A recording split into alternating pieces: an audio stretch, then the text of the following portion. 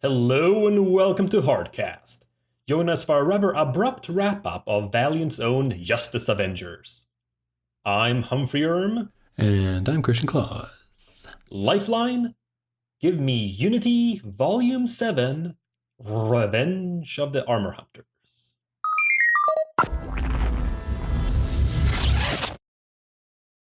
A secret military base where the remains of the armor hunters and the one that survived are being experimented on is kamikazed by a couple of jets flown by corpses.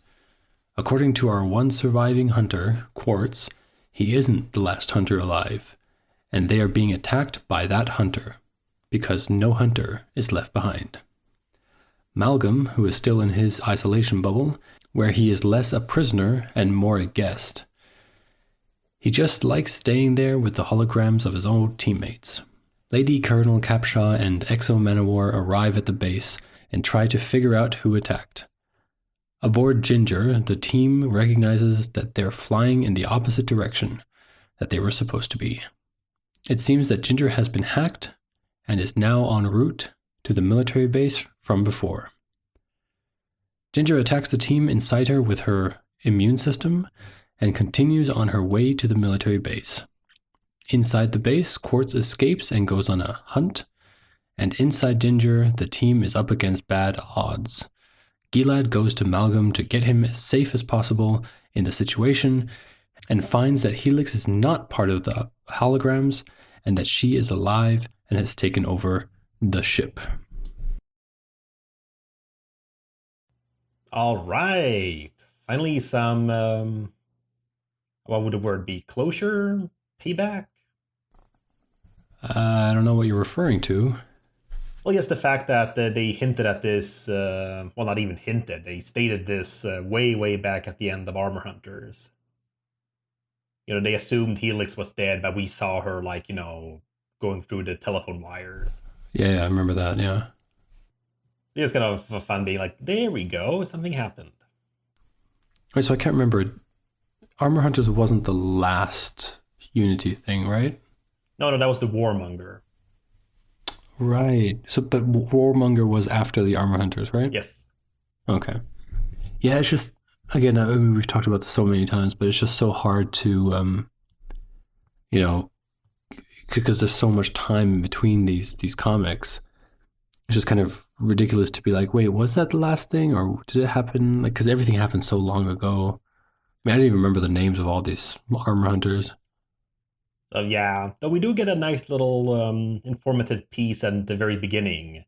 Mm. The events of this issue take place before Book of Death. Yeah. That's why Gilad's there. Right. You know what? I didn't even think about that. No, me neither. I mean, I think we just assume so. Because again, the way these volumes are published, they're not necessarily published, in a kind of like a time frame where the continuity of the volumes work as well. Yeah. I'm actually not sure how publishing wise, like how if this issue when the issue was published, where Book of Death was at that time. Yeah. I mean, honestly, I totally forgotten that that Gila had, died during Book of Death. Because it's just one of those things where, immediately the next one that we read or soon after was then Rai when he was alive in the future. Mm. And it's just kind of like, well, he's not really dead. And yeah, so I just totally forgot about that. That was a huge story point at the end of Book of Death. Yeah, that's the kind of stuff it is. It's all... And I gotta say, I think we'll discuss this in the next volume, but I kind of feel like it's a bit of a missed opportunity, because even DC and Marvel usually do a bit better with their quote-unquote deaths. Yeah. Because they at least try to go a bit longer without them, as well as showcasing, okay, how are things different now? Yeah. Like, Dick Grayson taking on the Batman mantle. Or even Gordon taking on the Batman mantle. Oh yeah, that too. But that kind of stuff, like there's actually something done. Like if we had like a mini or something with that daughter that we've never seen again. Right. Actually, I'm curious if she's just been forgotten or whatever, because she survived at the end of Volume 1 of Eternal Warrior. And then she's just never seen again. Ah, yes. So again, wasn't that super fond of her, but that could have been a nice moment there where then she will take on the role of Eternal Warrior. But whatever. Yeah, but I mean, Eternal Warrior has to. It's not really a title to be given. It's kind of like a birth thing, isn't it? Oh yeah, no, I'm not saying that she should be a permanent replacement, but that's usually what they try to do with these things. Like when Johnny Storm died in Fantastic Four, they changed the name of the Fantastic Four to the Future Foundation, so they can still keep the Yeah. FF stuff. Right. And then, they have Spider-Man join them and stuff like that. It's like, okay, something happened, let's change things up. And he'll be back at some point. We'll notice when the sales drop. So, but on the what's called on topic of the comic, I like this kind of stuff where it's just again remembering stuff. I mean, that's part of the whole world building and just living universe. We just want to have people remember that these characters exist. Right. Again, not that we have to have them fight the armor hunters every week or whatever, but like, right, let's see what comes from this. So, and I gotta say, the actual like stuff going on inside of Ginger, like that's a cool setup. I feel. Yeah, I mean, obviously, like even they mentioned in the comic themselves with the HAL 9000 thing, it's nothing new, but it is nice to see. Kind of, I don't know. Yeah. I mean, I don't even know what I'm trying to say. It isn't new, and I kind of seen it coming before, so I wasn't like excited by it. Like, ooh, what an interesting concept. It's just like, but I didn't mind it either. Well, it's not so much about the computer or a robot defying their master. It's more about like the immunity system. I like the fact that because she is kind of like this living robot, Yeah. that she kind of has like tech versions of a organic body. Yeah. It's just kind of cool having those little orbs pop up and oh no, she's classifying us as threats to her immune system or Also, beautifully setting up the solution later. oh my god, it's like there was a writer on board. It's like this was thought through. So, well, unfortunately, a lot of stuff isn't. So, I guess we got to give praise where praise is due. Yeah. Wasn't that one volume way back that I praised them doing something obvious? I can't remember. It was quite a while back. I mentioned it as a point going on about like, I just really liked how they set up this information earlier. And then, like, in the last issue, it was brought back again. I hope it wasn't as obvious as that, but I can't remember it at all. But then again, it has been 74 episodes. woo! I mean, okay. Was it more of a sigh for you? No. But I'm just like, I mean, 74 is not necessarily worth a woo. I don't know. It's more 70, than 73. 75 maybe, and then 100. Yeah, well, you didn't bring it up in 75, so. Yeah, well, yeah.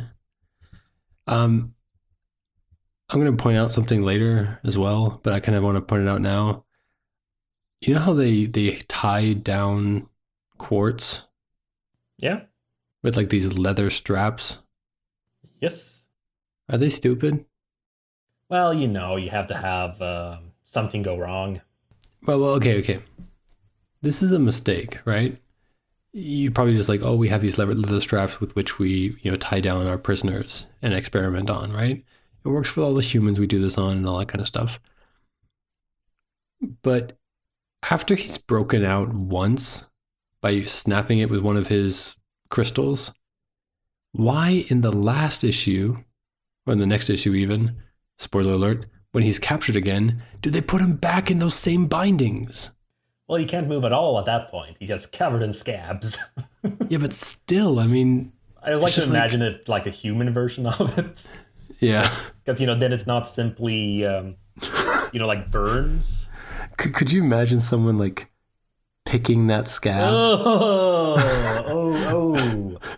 From like, the top of the head all the way down in one, like, continuous scab? I wasn't aware we were in elementary school, Chris, where we tried to gross each other out. Well, it seems that I have one Ah, that's such a satisfying feeling, just like pulling it all the way down and just like think about you could like if you could actually grip it with your hand, just kind of start tearing and Yes, but oh, consider this, Chris. At that point, you are almost like not that you're without skin, but you'd just be left as one big red pussy shape. Ugh. I hope our listeners weren't eating anything or drinking anything at this point. I'm really hoping. I was really trying to make some sort of joke about that red pussy thing, but I couldn't come up with one fast enough, so I just mentioned it. All right, so yeah, the comic it was good, right? It was a Yeah, good again, comic. this is very. It's like I've always said Unity is the most superhero y of the Valiant books. I mean, again, this kind of stuff is. Sure, we have some direct analogs like Ninjak as Batman, Yeah. but stuff like this could, I could see this as like a Justice League cartoon kind of thing. Like they're kind of like they're in the Watchtower instead of Ginger, and something's taken over, and then Batman's going around, like, oh, I'll try to figure this out.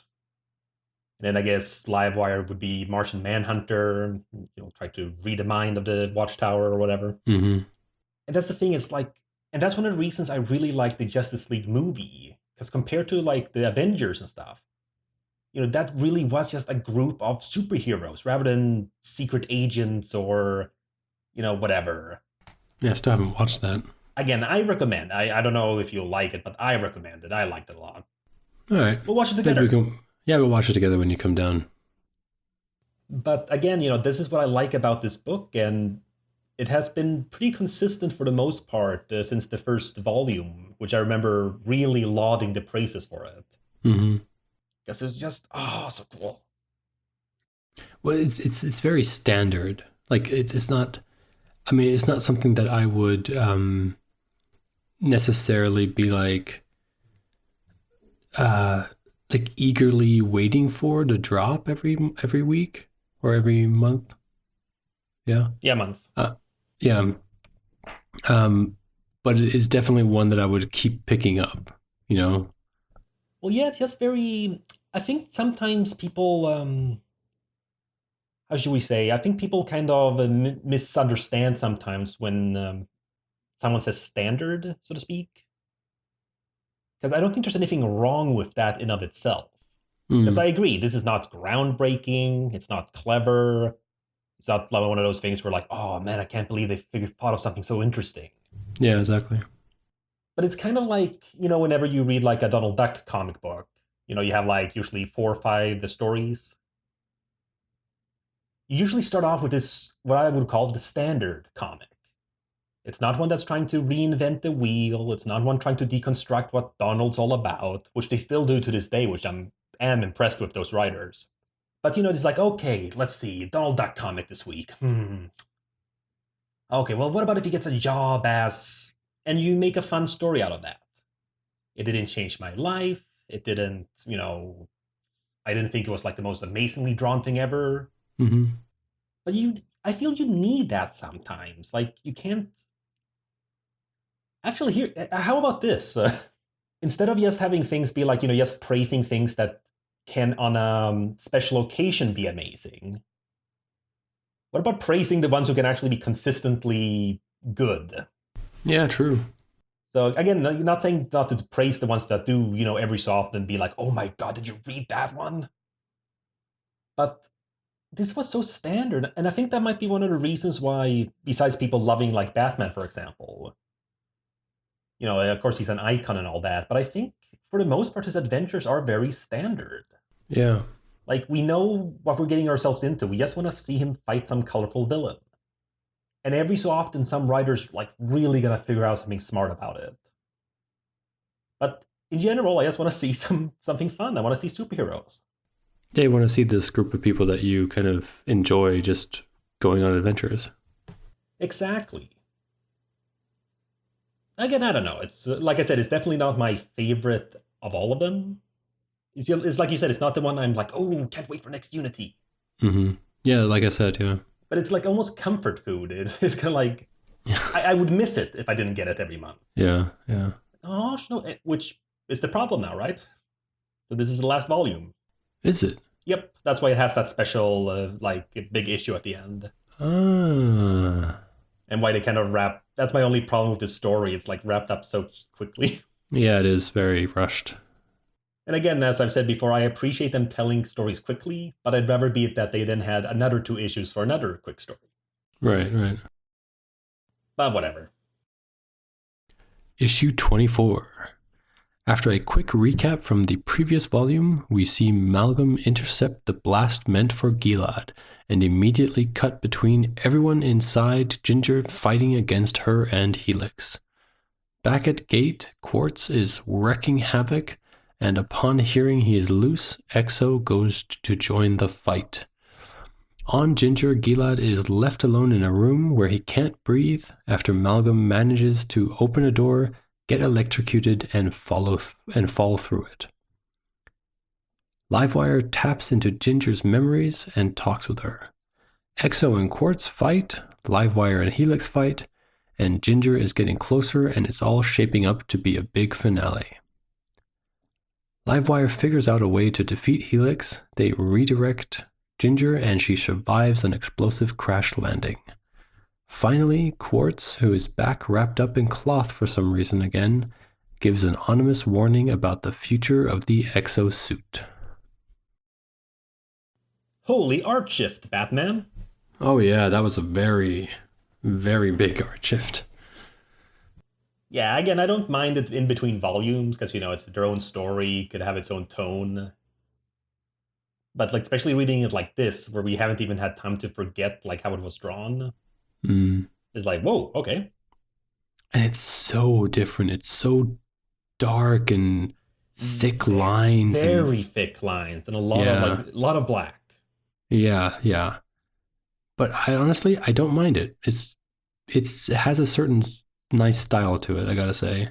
Oh yeah, no, I mean, let's see. The artist was, let's see here.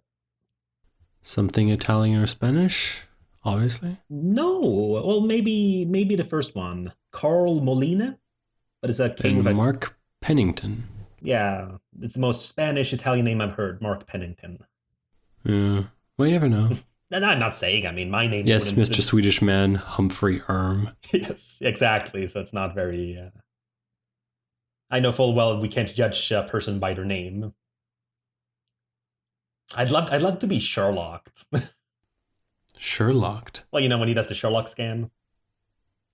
Oh. I don't know, like, obviously he would be able to figure me out, but I'm still kind of like, okay, Humphrey Erm, that was just, what's it called, you're an Estonian. And so I'm like, nope. No, I'm sure. Well, he's not wrong. Well, yeah, but I'm sure he would, but I just like stuff like that where it's, nope, it just happens to be like that. There's no... Actually, he would probably just look at you and be like, ugh, get away from me, hobo. I have no money for you. That I wasn't one. Humphrey, even the best detective cannot look at you and not think hobo. Hey, you saw the picture of me. Yeah, exactly. Aww. Anyways, back to the comic. But yeah, art shift aside, just direct continuation. Yeah, and I mean, again, it's just the art shift is actually a big. I actually did take a little second. When I turned the page, I was like, oh, okay, that's it's different. But yeah, I mean, going through the comic, it was just like the solution. I also felt was just a little bit too quick. Like I don't know what I'm expecting from comics nowadays, but I've been very disappointed with the solutions.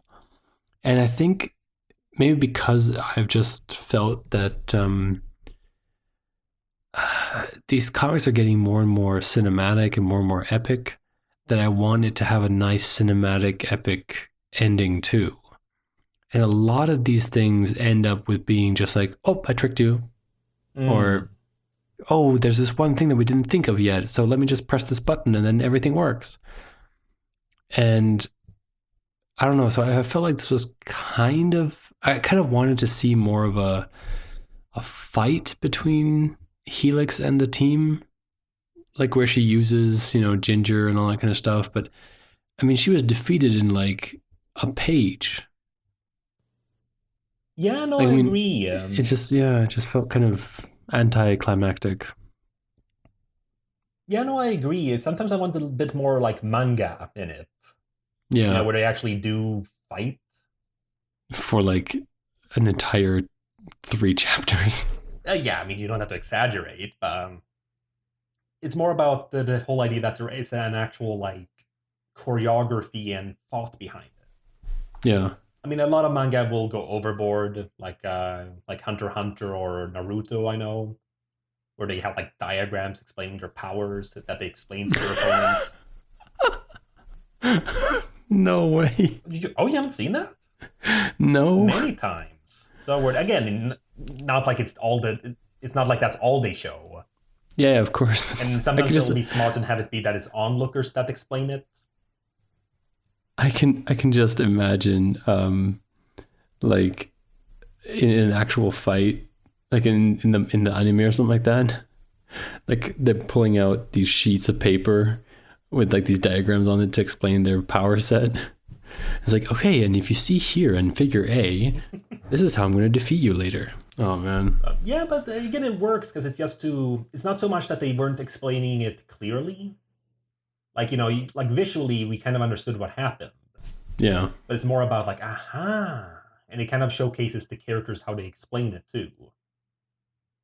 Like an early one, which I don't think anyone will get too bothered with me spoiling, because it was like the first arc of Naruto.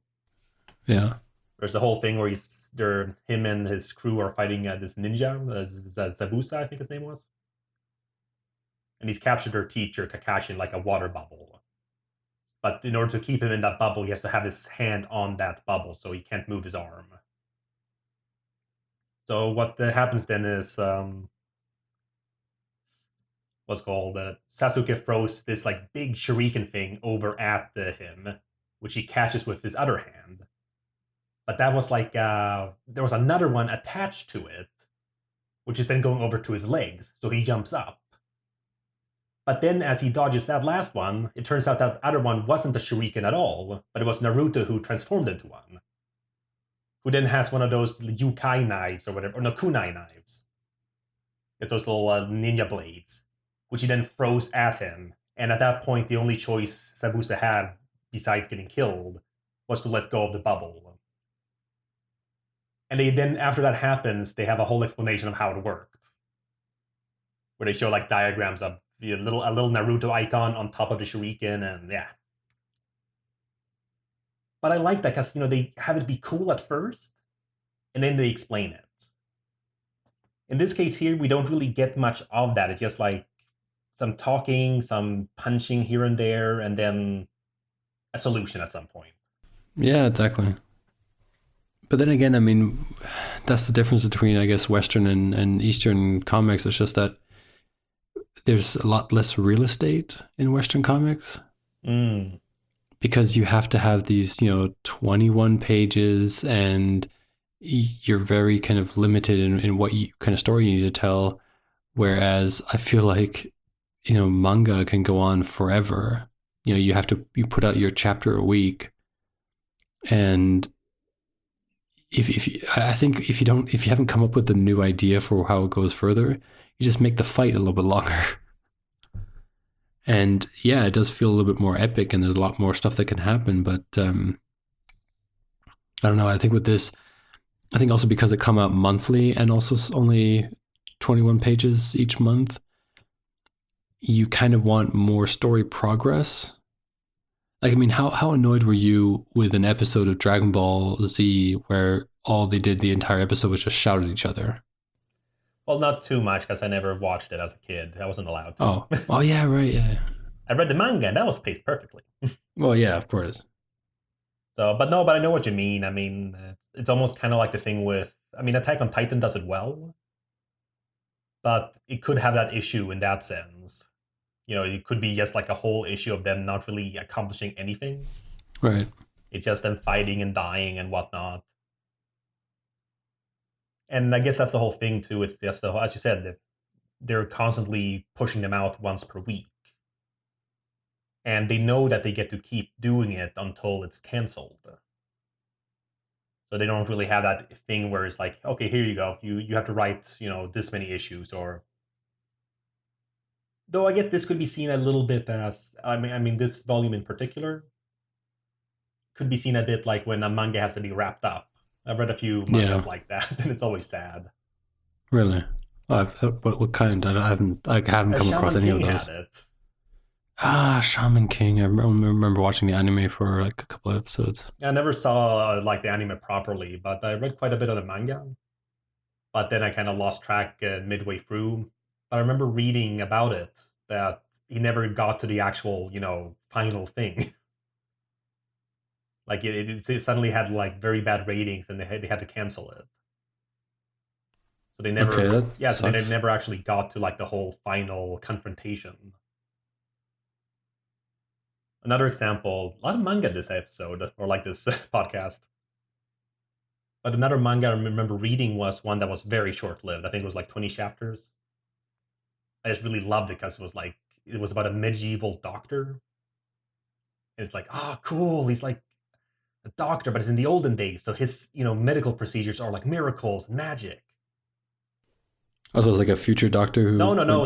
So back. he was using like things that could be possible at the time, Oh, okay. but it was seen as witchcraft by the church. So he had to heal people in secret and stuff like that. But the thing was, it was so cool because you could see all the stuff that the writer and like the artist was setting up. Like, oh, okay, cool. We have this character here. Oh, and here we have like this bad guy who's gonna kind of be recurring villain and will probably turn good at some point.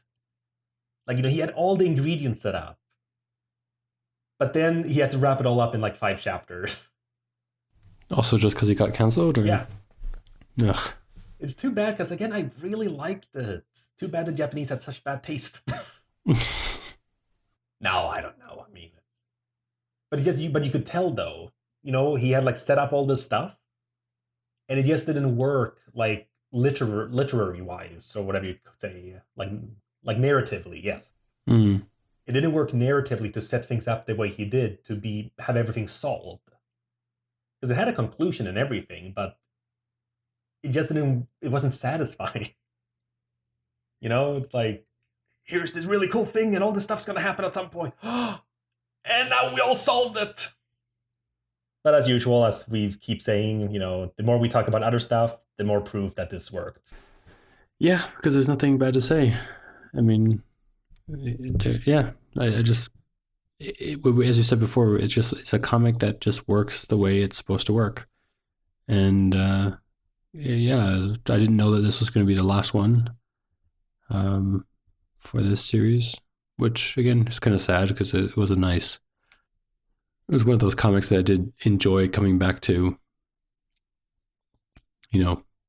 Unlike some. Yeah, but exactly. It's kind of like a sample plate in a way.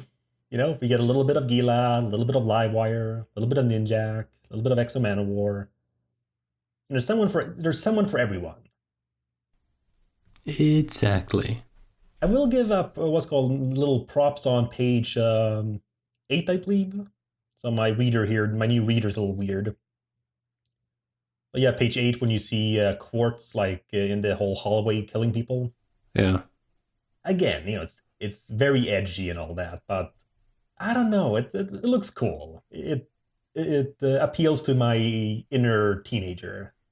Yeah. I mean, especially with the thick lines, it really helps. And even the line there, like kind of his one-liner, is Yeah. Lieutenant, was backup sufficient, or do you need more? No, send more. I mean, that's like again, we always say this in terms of like, oh, seeing it in a movie or something. Yeah. But it's one of those moments like, oh, that is nice. It's again, it doesn't make him. This is who Dave Bautista could be playing. A poor guy. Well, I mean, it's not like he wasn't. He still looked like himself in Guardians of the Galaxy. I was gonna say like, oh man, he has to always be covered. That's more like Lupita Nyong'o. Who's that? She's what's called the little not Yoda in the new Star Wars movies. Oh, yeah. So, and I believe she was one of the Navis, the one that fell in love in Avatar. Never watched it. Oh, okay. And what's the word? Oh, and she's in Black Panther, but I forget who. I think it's one of the like royal guards or something. Oh, okay. So that's one of the few times she doesn't have to be in all makeup or Oh, motion capture. what about what's his name? Oh man, my girlfriend's gonna kill me for not remembering his name. But the Doug guy, Yeah, Doug Jones. yes, Yeah, so cool. We went to watch that Shape of Water. yeah, I saw Cool. that. It's on here right now. I haven't seen it yet. Oh man. I heard good things from a friend of mine who saw it. Oh yeah, it's really good. It's really good. But man, fish sex. Yeah, but I asked her and I was disappointed. I thought it was one of those movies I had to go like with a trench coat and hat to. Well, because before no, we don't need to. We need to talk about this here. Well, why else do people tune in? When I Let's just say talk that about a lewd fish sex movie. Let's just say that there was a dildo maker who made the penis of the guy. So Oh, yeah, so you can buy that. oh my. Well, And so when we kind of were going to go there, we were thinking like, oh well, they when we read that article, we're like, oh well, it's probably the thing they were like in love, and now people how they are, they have to be like, oh well, what if they had sex and then they made like a penis out of it? But no, they have sex multiple times in that movie, and like you see a lot. oh my. Like it's just like you don't see his little thing, but they describe it wasn't that little. They describe it with hand gestures because she can't speak. Right. Anyway, so continuing to ignore the comic. But yeah, I mean, there's not really much. I mean, it's kind of seeing this as like a final issue. Like Unity's not gone. They'll be referenced in the future. Of course. But as a final issue, it's kind of nice because Armor Hunters was like their first big thing they had to do. Yeah. So even though it was a bit sort of quick, it was kind of a nice bookend, I guess you could say. Mm-hmm. Without making it too big of like a crossover event or anything. So that's fine, but yeah, I'm gonna miss it. Yeah, me too. Issue 25. Woody from Quantum and Woody tries to pitch Unity movies to Hollywood. They don't bite. All right. Good recap. I really wasn't sure what to do because some of these things are 1 page long, and I don't know. I felt kind of guilty because you were asking me about it before, and you said like, "Oh man, I'm not sure if I want to do that last one." And you're like, "Okay, you do the first two, and then I'll do the last one." Yeah, I didn't realize what I was. Yeah. Yeah, I thought you were actually going to recap each of the stories. I was thinking of it, but then I just felt it was just so messy to write. Okay. See, well, fuck you. Okay. Thanks, man. See, Hey, I'll read all of them next time. No, see, I told you, I asked you this before I had even read it, so I didn't know what the last issue was.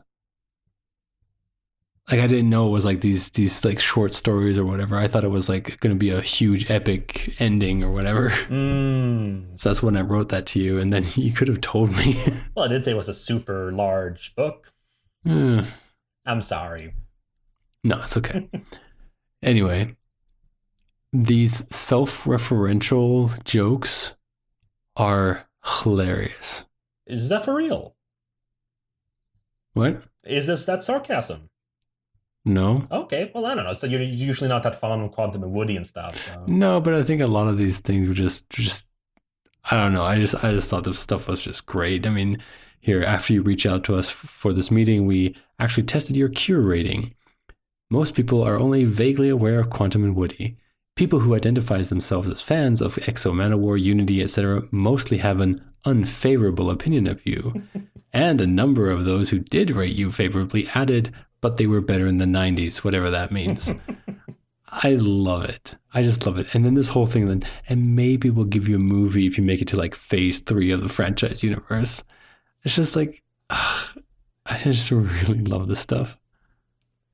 Yeah, no, I love it too. So I was surprised you liked it. No, I didn't. But yeah, it's fun. I mean, okay, so here's just a quick question. The producer, like on the third page, Is that an art mistake, or is he supposed to be someone? Well, what do you mean? His eye. Oh, on page 5? I guess, yeah. Sorry, I have combined all the PDFs again. All right, yeah, but it's the one where he says about the phase 3. Yeah. Yeah, I noticed it too. I don't know. It would be interesting if he is based on a real one who has a lazy eye or something. Yeah. But that's also tricky with things like that, especially in a 2D medium like this. Like how do you make it clear that it's not, a mistake, so to speak? Yeah. So because there's nothing else to imply that, I mean, how do you showcase that unless you make it consistent and someone points it out? Because I don't think he has that problem in previous panels and after. But you never see his eyes. That's true. Not even at the end? Let's see. Just a quick one. But I don't know. I mean, it could be yes. Yeah, you see it in the last one. You see on, for me, page 101. He also again has that lazy eye. Oh, really? Yeah. I guess he must be based on someone then. Yeah. Okay. So again, no offense to people with lazy eyes. Also, I probably could not have written a more fan-fiction-y version of the Eternal Warrior than that first story there. I mean, someone really likes the Eternal Warrior in that story. That's fun. I mean, just talk about OP. I mean, that was awesome. Yeah, there's some nice references there too. Yeah. Like those raptors. I assume so. Yeah, no, they had a comic like that in the 90s. Oh, wow. Like they're on Comixology. I haven't read them though because I think they were from that Claim era. So I don't know, but I remembered like the cover. But yeah, it's amusing. Yes, the whole. I actually do like the little that bola with Quantum and Woody's hands. Because again, really stupid, but it's like, you know what? That's actually clever too. Having them clang. Yeah, just take the only part of them that's useful. And the whole idea that he's both the Eternal Warrior and the Geomancer. Yeah, I became the Geomancer, and in return, finally, I gave the earth what it had denied me for eons, a valiant death. Oh man. But I gotta say, I don't really get the ending. Well, with Armstrong saying, "I'm the Eternal Warrior." Yeah. Like I don't understand what that has to do with anything. I think the idea is, I mean, again, these are all silly shorts. Oh, he's telling the story basically. Yeah, and then what's called Woody mentions that he heard it from Armstrong. So we're getting a very wrong interpretation here. Yeah. Okay. I also like the little joke they do there with because I was looking for the asterisk. On the first page with the whole new thing there. I snort cocaine to calm down. Yeah. And I was looking on the page and I don't see it. And then at the end of the page with I'm the Eternal Warrior, there we get it. That one caption on the first page. Yes. Written by Mark Waid. The rest by Donny Cates and Elliot Raffel.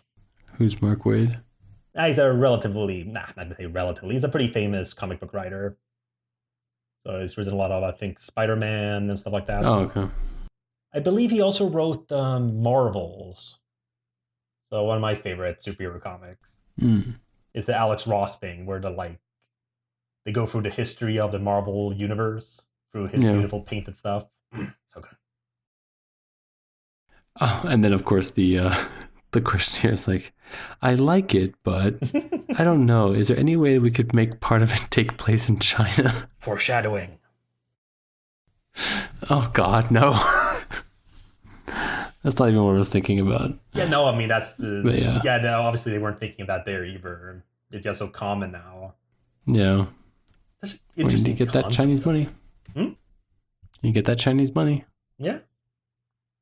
That's pretty crazy though. Again, it makes sense, there are what, 1 billion people? Yeah. So it makes sense, but still it's kind of interesting to, yeah, I guess have movies have something to pander to them because I'm not necessarily sure they care, like in that way. Like I'm sure Yeah. they appreciate a reference or so. Like they love Kung Fu Panda, I know that. I remember reading some quote from some, I believe he was some Chinese film director, and he said something about how can the Americans create an animated film that captures our culture better than we've done? Yeah. So it's not like they don't, they don't care, but it's more like because I think like the whole thing with Donnie Yen in Rogue One, like I don't think that really did much for them in sense of besides like, oh hey, cool, we know that guy. Right.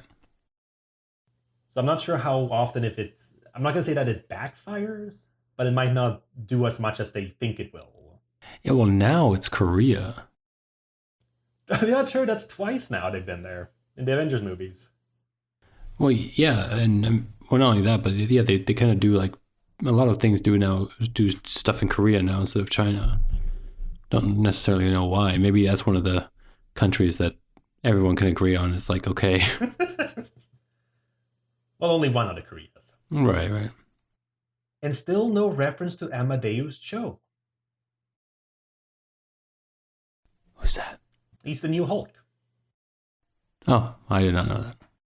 Yeah, no, but that's the thing. And that's one of the reasons people have with the whole thing with Marvel with them replacing all their heroes. It's been like a rumor, like a conspiracy theory that the reason was because of the movies. They wanted to kind of like officially replace them in the comics Mm-hmm. so that they can do that with the movies eventually. Due to like the actors playing these parts becoming both older and probably demanding too much money. Yeah.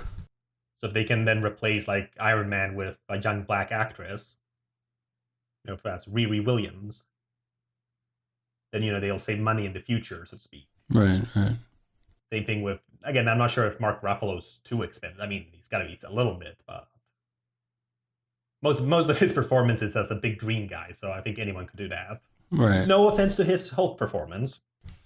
Jesus, it's not like he's listening. Sure he is. He's a big Valiant fan, but he can't say it due to contract reasons. Yeah.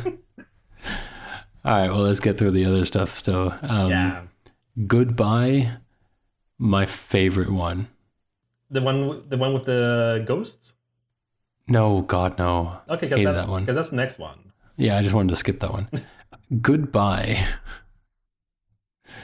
The one where Ninjak and Livewire go to Best Buy. Oh yeah, that's cute. That was so good. And I was I kind just- of right too about that thing, from that old Unity issue. What do you mean? Well, the one where we got to see them in their home life. Yeah. And in her house, like in her apartment, it was kind of like plain, but you had a Roomba. Yeah. So it's kind of right I thought that about that he too. has them as pets. Yeah. I just love this so much. Well, again, it's It's like, fun. oh, that completed about 20 minutes ago. Cool. So good. Well, just cute. So, and again, part of the thing that helps it be cute is the artwork. Mm-hmm. Again, this is very standard. I mean, he's drawn normal issues before. Yeah. So, actually, yeah, he drew the first issue. The first issue of this volume. Oh, okay. But I think that's part of the thing why there's a lot of comedy inherent in superhero comics. Because it's just so, it's drawn like quote unquote realistically, Mm. but the stuff happening is so weird. I think that's why like the Silver Age, with all those weird Superman plots, with like, oh no, I've suddenly become very fat. It just becomes so amusing because it's drawn so well, but it's so surreal and absurd. So the whole thing here too with him, a ninja guy walking into what was it called now, Goodbye, and walking around with a cart and picking things up. It's amusing. Rather than the ones that you didn't like that we skipped over, where the artwork immediately tells you to not take it seriously. Right. Where the artwork tells you to immediately skip it. I think it's kind of cute. Like I've said before, I like it. Yeah. But yeah, it's like it's kind of weird. This one in particular was a bit longer, even if it was short. So I guess I gotta say hats off to remembering Shadow Man. Mm-hmm. Poor Shadow Man. Yeah. So I'm curious about the reboot now, though. I haven't heard anything. Oh wait, no, I have heard stuff. I've seen Shadow Man stuff around Yeah, he's coming on up. the interwebs. Yeah, I mean, I think it's already out, the reboot of him. Okay, cool. It'll be cool to see if this goes better. Yeah. So what else do we have? We have a snowman thing. Just Oh, that I felt was worse. yeah, I could not. This was just Again, this was just weird. I haven't checked up the artist's name, but he strikes me as one of these like independent comic book artists who does slice of Yeah. life stuff. Yeah. And I don't know, like even ignoring the art, it just I don't know, it just didn't really feel all that interesting. Yeah. Mm. I mean, I get the joke, oh, he wasn't impressed by any of those weird things, but a donut? Oh. Yeah, it's too long of a joke for that punchline. 2 pages tops, really. Yeah. Like if you, and that's enough time to kind of, exaggerate it as well. And then I guess after that we have the Unity Begins with You. Right, that was also kind of fun. That was very fun, just going through all the people. And are these like 90s characters, like Hyper Teen, That I Captain don't Amish, know. and the Pope? That I don't know. I think these were just jokes. The friendly neighbor? Well, that's Mr. Rogers. Well, yeah, I know that. And there goes my childhood. Ninjak, you're British. You shouldn't have no idea who he is. And then I guess one last thing we can talk about in one whole thing go is the Unity ads. Well, yeah, In the the G.I. Joe parodies. Yeah, yeah. Also really fun. I kind of felt a little bit bad with the Exo Manamore one. Oh, why, Chris? I mean, if you don't do anything bad, you shouldn't be worried, should you? I didn't do anything bad. You're the one who's sending me the PDFs. That's sharing. Yeah, it's sharing is caring. But I do love the kind of punchline here is that she's like, "Oh my God, is that the new Sherlock?" Because that was one of the things I remember. Because when I used to watch it regularly, or like when it came out, it was horrible because it would come out in England, and then like it would take a week or 2 weeks for it to come out in the US, and people were like crazy about getting it right away and streaming it over BBC America, all that kind of stuff. But yeah, it's this nice little reference there. Oh, so you could relate to her at that moment. I could. But yeah, But then again, it's kind of like little robot chicken tier these. Mhm. Let's take something that we remember, but let's make it violent. Yeah. Oh, speaking of Robot Chicken, there's something that I want you to check out on Netflix if you have it. Okay. And oh man, I can't believe I'm gonna not remember what it's called now. It's What, the Toys That Made Us? No. It's it is an interactive Netflix show. Interactive? It was hilarious. It's like these characters made out of felt. I think it was called like Thunder. Oh, that stop motion animation? Yeah. Bobby Thunderstrike or something? Buddy Thunderstruck. Yeah, like this little like kind of dog racer. Yeah. So they have like one episode that is interactive, and we were just before we went out for the walk with the dog. We saw it was like 12 minutes long, so we're like, that's interactive. That's interesting. Let me try it out. I just thought it was so hilarious. Like there were some like fart jokes, but then it just got so funny after that. And I would really recommend if you just like tonight or whatever you want to feel like, just watch the interactive one, because I know that there's an actual show of it too. I don't know how good that is, but the interactive show thing, that was just hilarious. You have to watch it. All right, I'll give it a try. So good. It's just, I mean, Momo and I were just like laughing our ass off. So, then the last one, little story here that we have, which was kind of nice. Well, it's kind of. I think it was a very smart thing to do. I mean, again, I like Like the a fact that they kind of farewell. just had fun with this issue. Yeah. And I know this is what's his name? It's the writer, I believe. Matt Kind. Yeah. So he has an interesting style, but I feel at times sometimes his style works, like for these kind of little art moments. Mm-hmm. But other times, like that close up of Livewire, Yeah. it's like I don't mind simplicity. I like a lot of abstractions and stuff like that, but it just doesn't even feel like a style. No, again, no offense to him. I think he's a writer first, Yeah. but he just kind of like no, that just feels like a mistake. The way her features are way too large for her face. Mm.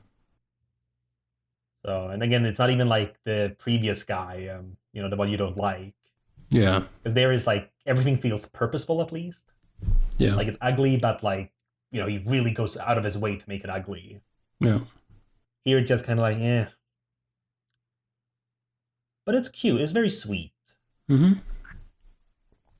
That's a fitting end. And again, smart too, because they could have had this earlier, having Woody try to like pitch like a chick flick or something.